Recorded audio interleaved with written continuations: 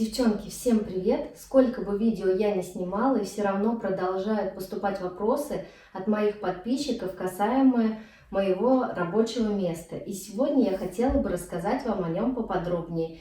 И еще я хотела бы отметить некоторые модернизации, которые произошли с моим рабочим местом за последние полгода. Давайте начнем. Начать видео хотелось бы с моего помощника. Это моя новая встроенная вытяжка Max Ultimate 4. У нее очень красивый шестиугольный корпус, выполненный из гладкого материала. Он совершенно не царапается, ну, по крайней мере, в процессе пользования я не заметила. Кнопка на панели расположена так, что при работе она вам нисколько не мешает. Всасывает пыль он очень хорошо, по крайней мере, за то время, пока я его тестировала, никаких проблем я не выявила, я им полностью довольна и могу точно его рекомендовать. Почему же я приобрела именно такой пылесос и именно данную модель? Все вы помните, наверное, из моих предыдущих обзоров, что у меня был обычный настольный пылесос. Так вот, со временем его всасываемость ухудшилась, и мне приходилось заменять мешки после каждых 2 клиентов. Я считаю, что это очень часто, и в процессе работы у меня чаще всего нет времени на замену мешочка и вытряхивание из него пыли. Поэтому я начала рассматривать другие вытяжки. Про фирму Max я уже слышала очень давно и хотела приобрести себе такой пылесос еще на начале работы, но как-то у меня не сложилось. Плюс я не рассматривала встроенные вытяжки, а они все-таки считаются самыми мощными. Поэтому эта модель стала просто моим спасением. Установка ее заняла у нас приблизительно 20 минут. То есть мы для начала разметили на столе. Я посадила здесь мужа, и мы решили, где же, в каком месте будет стоять мой новый пылесос. Я посмотрела, где удобно, и там был у меня центр отверстия. Все руководства по установке есть вот в такой вот книжечке. Руководство встраиваемого маникюрного пылесоса Max Ultimate 4. Еще мне дали сертификат соответствия, на который я уже пролила кофе в течение работы, потому что здесь у нас при тестировании я очень много типс попилила и была просто в полном восторге от того, как он работает. Итак, здесь у нас вот такая вот решетка. Решетка специальная, разработана она Максом. И еще, что меня очень сильно порадовало, под решеткой есть вот такой вот каркас. Этот каркас позволяет, посмотрите, решетке совершенно не продавливаться и не портить лопасти вентилятора, который находится непосредственно в вытяжке. Пылесос нравится не только мне, но и моим клиентам. Он приковывает взгляды. Кнопка заметно упрощает работу, потому что она находится непосредственно на панели, а не как у многих встраиваемых пылесосов внизу. Но есть выключатель, на котором можно регулировать мощность. Он выглядит вот так. Здесь есть фирменный логотип и крутелочка. Сейчас я вам покажу, как он работает. Пылесос очень тихий на самом деле, он работает намного тише, чем мой аппарат. И вот здесь, вот таким образом, вы можете уменьшать мощность и прибавлять. Когда я спиливаю покрытие, то пылесос у меня работает на полную мощность. А когда я делаю маникюр, то пылесос у меня где-то в полмощности включен. Что хочу отметить.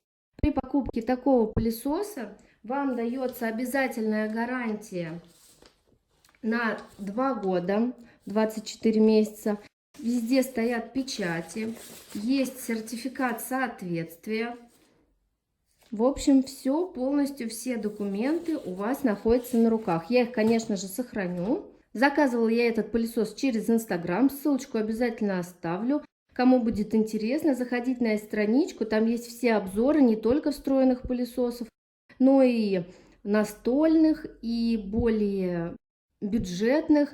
Этот пылесос стоил 5990. Я считаю, что для того, как он работает, цена для него очень даже небольшая.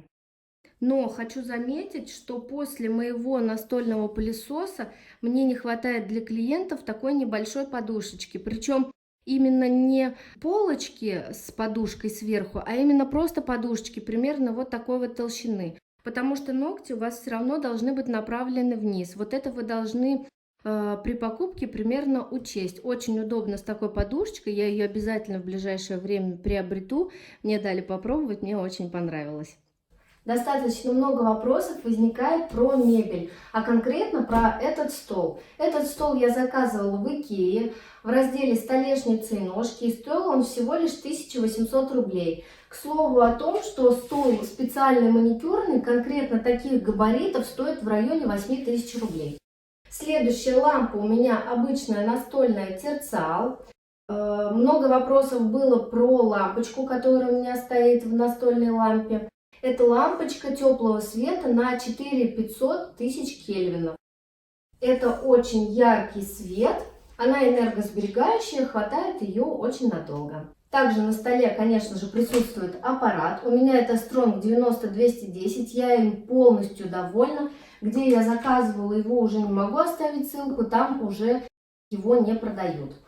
Но могу сказать, что работает он у меня уже больше года, без всяких поломок. Чистила я его 2 раза. Кстати, напишите мне, пожалуйста, скоро подходит время для очистки ручки моего аппарата. Если вы хотите, я обязательно запишу вам видео по тому, как же нужно чистить ручку аппарата, как ухаживать за аппаратом. Напишите мне в комментариях. Следующее, что у меня, это моя лампа со сделанным охлаждением. Охлаждение у нее включается, когда я засовываю руку в лампу, или когда я высовываю, оно отключается. И это все сделал мой чудо-муж, который мне во всем помогает. В общем, это его работа. И вот эти дырочки, их тоже не было. Там стоит 2 дополнительных вентилятора. Здесь у меня травка. Эта травка тоже из Икеи. Если вы подписаны на мой инстаграм, то могли ее видеть в моих работах. И еще не так давно я прикупила вот такой вот хлопочек. Купила я его в магазине Леонардо в художественном. Но, кстати, недавно видела такой и в фикс-прайсе. Это хлопок для фотографирования ручек клиентов. Он мне очень помогает. В общем, здесь он у меня тоже где-то находится на столе. И еще у меня есть вот такая вот подставочка. Там кажется, что много всего, но на самом деле здесь стоит только самое-самое нужное. Сейчас покажу, что там. Итак, данная подставка куплена в каком-то хозяйственном магазине за 30 рублей. Даже уже сама не помню, где я ее покупала. Но размер у нее, вот смотрите, ширина приблизительно чуть меньше даже моей ладони, а длина 1,5 моих ладони. То есть она достаточно-таки компактная и небольшая. Но в нее влезает все самое-самое нужное. Итак, давайте рассмотрим. Здесь у меня антисептик.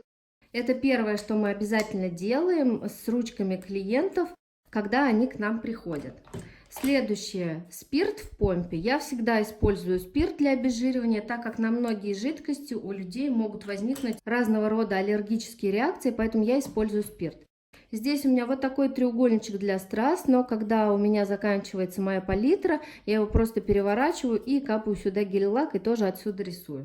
Масло для кутикул. Ну, я думаю, ни для кого не секрет, что все клиенты любят, когда им мажут кутикулу маслом. Но есть, конечно, единичные случаи, которые от этого отказываются, но чаще всего оно мне выручает тем, что оно стоит под рукой. Еще вот такая вот подставочка. Покупала ее рублей за 30, просто в каком-то маникюрном магазине. Сюда можно вот таким вот образом класть кисть, когда вы работаете, чтобы она не ляпалась об стол. Вот такие вот файлы. Это обычные стикеры, которые на клеющейся основе, можно взять без клеющейся основы, но не берите самые дешевые, иначе они будут просачиваться. Если вы видели раньше мои видео, то вот на эти стикеры я капаю гель-лак и работаю. То есть это у меня в качестве палитры. Потом, когда вы уже испачкали поверхность, то есть на одного клиента выходит в среднем 1 стикер, вы его просто отрываете и выкидываете. И еще здесь у меня стоит вот такой карандаш, когда клиент хочет какой-то дизайн, мы бывает тоже здесь его продумываем. То есть рисуем ноготь и рисуем какой бы то ни был дизайн. И прямо сюда же капаем красочку, точнее гель-лак. Да, карандаш, кстати, здесь стоит. Кисточки. Все кисточки, в принципе, вы знаете у меня. Это набор от Юлии Белей. Вот такая кисточка шестерка для геля.